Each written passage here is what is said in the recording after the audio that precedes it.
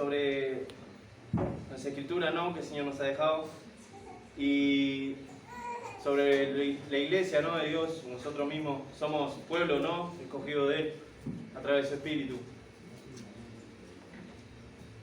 Meditaba, el pueblo de Israel fue rescatado de Egipto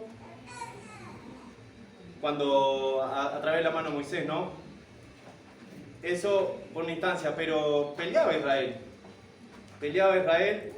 el Señor era el que iba delante del pueblo, pero eran guerreros, ¿no? Y nosotros hoy por hoy somos su iglesia, somos hijos, pero sí somos guerreros de Cristo, Y meditando sobre eso mismo, sobre el pueblo, sobre su iglesia, sobre que somos nosotros los soldados, somos guerreros, somos, quieras o no, que tenemos la palabra y somos encargados de llevarla y compartirla, porque no es para guardarlo y no es para atesorarlo en nuestro corazón, es para compartirlo. Por eso somos soldados, Y meditaba yo sobre un soldado, sobre un guerrero.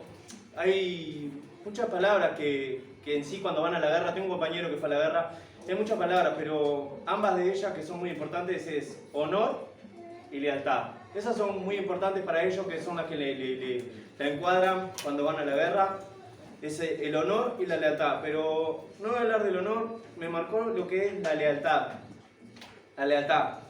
Eso fue una palabra que en sí me marcó, y no voy a hablar solamente de la lealtad, pero en sí es parte sobre qué busqué el significado.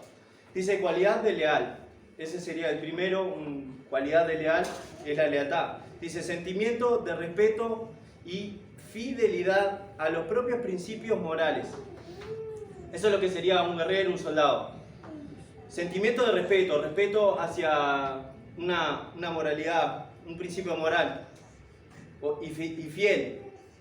Dice a los compromisos establecidos o hacia alguien. Eso es una persona leal, fiel.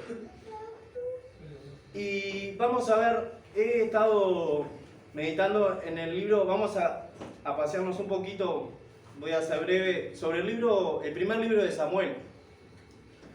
Y vamos al capítulo 13. Voy a ser breve. Está hablando cuando el pueblo de Israel pedía un rey, que no había rey, y Samuel fue encargado por el Señor, que le habló, como siempre, era profeta Samuel, que eligiera a Saúl. Y Saúl era rey en aquel entonces, en el libro de Samuel, comenzando. Y el capítulo 13 dice, guerra contra los filisteos. Voy a leer un poquito de todo hasta llegar a... Nos vamos a pasear por el libro. Dice, había ya reinado Saúl 1 año. Y cuando hubo reinado 2 años sobre Israel, escogió luego... ¿Llegaron ahí a Samuel? Primera de Samuel, capítulo 13. Primera de Samuel, capítulo 13. El título está titulado, al menos en la Reina Valera, Guerra contra los filisteos. Y dice así, había ya reinado Saúl 1 año.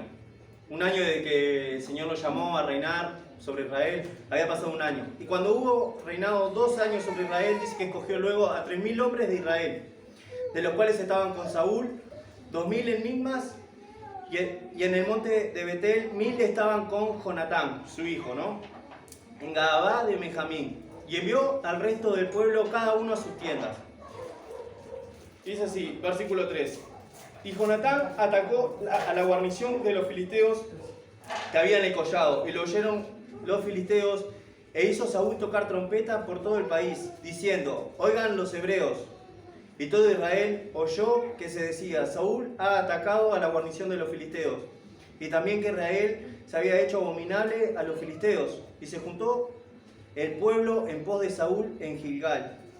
Entonces los filisteos se juntaron para pelear contra Israel, 30.000 carros, 6.000 hombres de a caballo, y pueblo numeroso como la arena que está a la orilla del mar.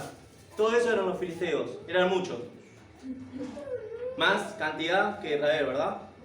Dice, y subieron y acamparon en Micmas, al oriente de Bet-Aven. Cuando los hombres de Israel vieron que estaban en estrecho, que eran muchos, porque el pueblo estaba en aprieto. Israel estaba en aprieto, se veía en aprieto, ya veía la cantidad, ya normal, lo natural, bueno, no estamos Estamos en Ahogo, se nos viene la noche, naturalmente. Dice, se escondieron en cuevas, Israel, en fosos, en peñascos, en rocas y en cisternas.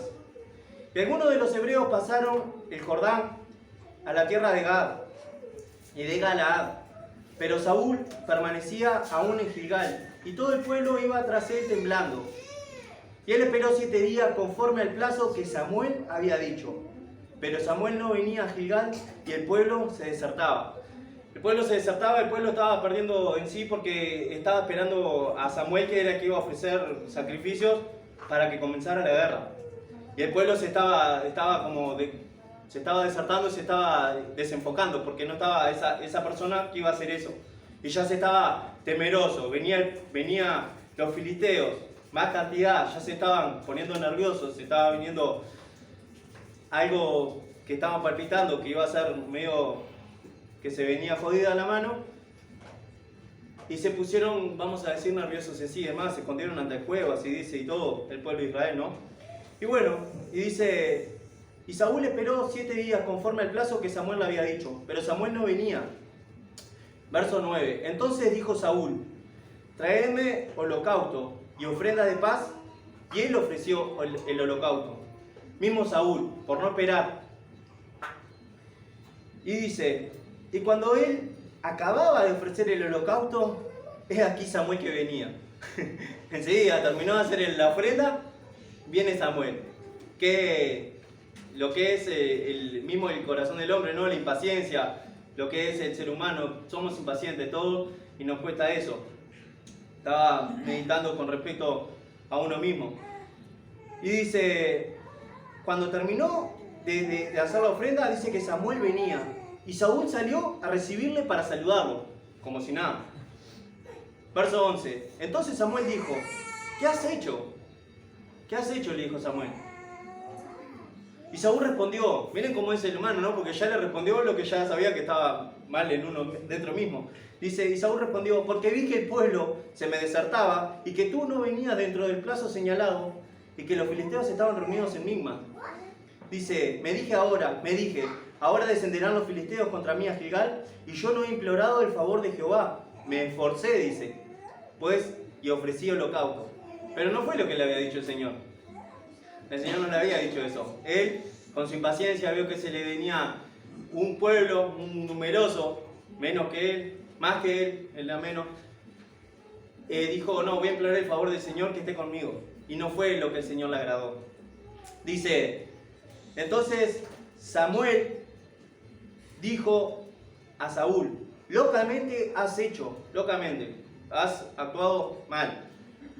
Dice, no guardaste el mandamiento de Jehová tu Dios que éste había ordenado, pues ahora Jehová hubiera confirmado tu reino sobre Israel para siempre. Ya le está dando la certeza de que por su hecho ya no va a ser su reinado para siempre. Dice, mas ahora tu reino no será duradero. Jehová se ha buscado un varón conforme a su corazón, al cual Jehová ha destinado para que sea príncipe sobre su pueblo, por cuanto tú no has guardado lo que Jehová te mandó. La obediencia, la importancia, uno de los tantos puntos. No me voy a concentrar solo en este texto, vamos a seguir pasando. Quería ver lo que es, acá van a aparecer el corazón del hombre, pero de varias personas. Dos personajes de la Biblia mismo en sí, pero va a aparecer un tercero mostrando el corazón y cómo son las condiciones. Y quería resaltar en eso. Dice, no guardó lo que Jehová mandó. Y levantándose Samuel, subió de Gilgal a Gabá de Benjamín. Y Saúl contó la gente que se hallaba con él, como 600 hombres. Menos. Capítulo 14. Dice, aconteció un día que Jonatán, hijo de Saúl, dijo a su criado, que le traía las armas, ven y pasemos a la guarnición de los filisteos, que está de aquel lado. Y no lo hizo saber a su padre, Jonatán. Y Saúl se hallaba al extremo de Gaba, debajo de un granado que hay en Migrón. Y la gente que estaba con él era como 600 hombres, la que estaba con Saúl. Dice, y Ahías, hijo de Ahitob, hermano de Icabod, hijo de Fines, hijo de Eli, sacerdote